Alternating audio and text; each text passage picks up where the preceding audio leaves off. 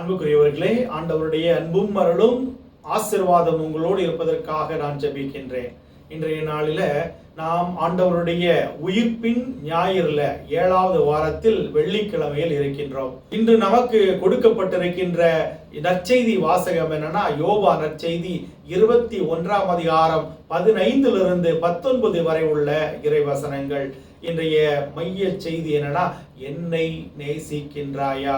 இது இயேசுவுக்கும் புனித ராயப்பருக்கும் இடையே நடந்த உரையாடல். இந்த செய்தி நாம 2 இடத்துல பார்க்கிறோம். இயேசுவினுடைய இறப்புக்கு முன்பு, அடுத்ததாக இயேசுவினுடைய உயிர்ப்புக்கு பின்பு. அன்புக்குரியவர்களே, இயேசு இறக்க போகின்றார் என்கின்ற செய்தி இயேசுவுக்கு தெரியும். அந்த நேரத்துல இயேசு இந்த ராயப்பட்ட கேட்கிறாரு, ராயப்பா, என்னை நீ நேசிக்கின்றாயா? என்னை உண்மையிலேயே நீ அன்பு செய்கின்றாயா அப்படின்னு கேட்ட பொழுது இந்த ராயப்பர் சொல்றாரு, ஆமாம் ஆண்டவரே, உம்மை நான் நேசிக்கின்றேன், உம்மை நான் அன்பு செய்கின்றேன், முழுமையாக உம்மை நான் அன்பு செய்கின்றேன் சொல்லி மனப்பூர்வமாக சொல்றார். ஆனா அங்க ஒரு ட்விஸ்ட் வைக்கிறார் பாருங்க. இயேசு என்ன சொல்றாரு? நீ சேவல் கூவுவதற்கு முன்பாக நீ என்னை மறுதலிப்பாய். இது ஆண்டவர் இந்த பேதுருவுக்கு கொடுத்த ஒரு காஷனா தான் நான் பார்க்கிறேன், ஒரு எச்சரிக்கையாக பார்க்கிறேன். மகனே, உன்னிடம் பலவீனம் இருக்கின்றது, இந்த பலவீனத்தில் நீ வீழ்ந்து போகாதன்னு சொல்லி ஒரு முன்னெச்சரிக்கையை கொடுக்கிறார். அப்போ அவர் சொல்றாரு, சேவல் கூவுவதற்கு முன்பாக, அப்படின்னா லிமிட்டட் டைம் தான், ஒரு குறிப்பிட்ட நேரத்திற்கு உள்ளாடியே நீ 3 முறை என்னை மறுதலிக்க போகிறான்னு சொன்ன பொழுதும் கூட அங்கே பேதுருவால் அதை காப்பாற்ற முடியவில்லை, இயேசுவோடு இருக்க முடியவில்லை. அவரை எனக்கு தெரியவே தெரியாதுன்னு சொல்லிட்டு ஓடி போறார். ஆனா அன்புக்குரியவர்களே, இயேசுனுடைய உயிர்ப்புக்கு பிறகு அந்த இயேசு இந்த பேதுருவை தேடி வந்து, என்னை நீ காட்டி கொடுத்தாயே, என்னை நீ தெரியாதுன்னு சொல்லிட்டியே அப்படின்னு சொல்லி அவரை குற்றப்படுத்தவில்லை. மாறாக அதே கேள்வியை இயேசு கேட்கிறார், ராயப்பா, என்னை நீ நேசிக்கின்றாயா? முதல்ல சொல்றார், ஆமாம் ஆண்டவரே அப்படி சொன்ன உடனே இயேசு என்ன சொல்ற, ஒரு ரிவார்ட் கொடுக்கிறாரு, நீ என்னுடைய மக்களுக்கு உணவளி அப்படின்னு சொல்றாரு.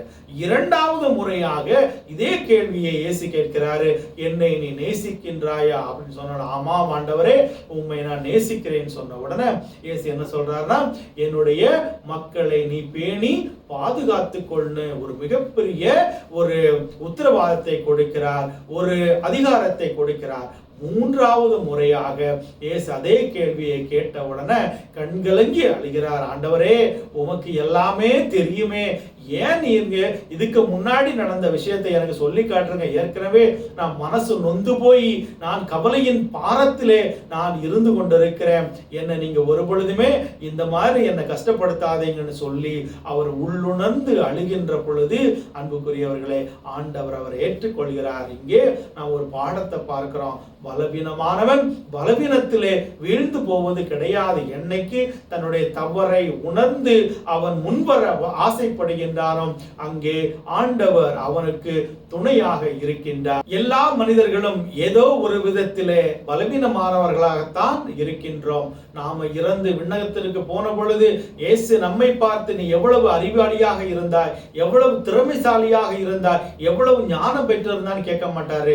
அங்கே அவர் கேட்கின்ற ஒரே ஒரு கேள்வி என்னன்னா, என்னை நீ நேசித்தாயா? அப்படின்னா, என்னை நீ நினைத்து பார்த்தாயா? நீ ஜெபித்தாயா?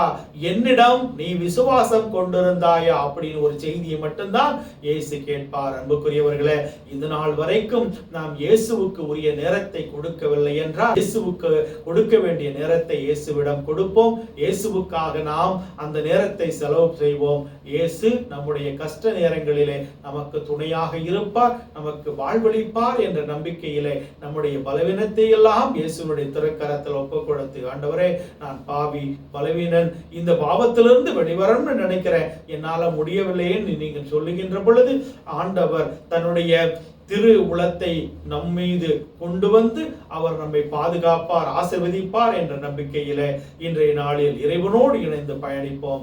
இறைவனுடைய அருளும் ஆசீர்வாதம் உங்களை என்னாலும் பாதுகாத்து வழி நடத்துவதற்காக உங்களுக்காக நான் ஜெபிக்கிறேன்.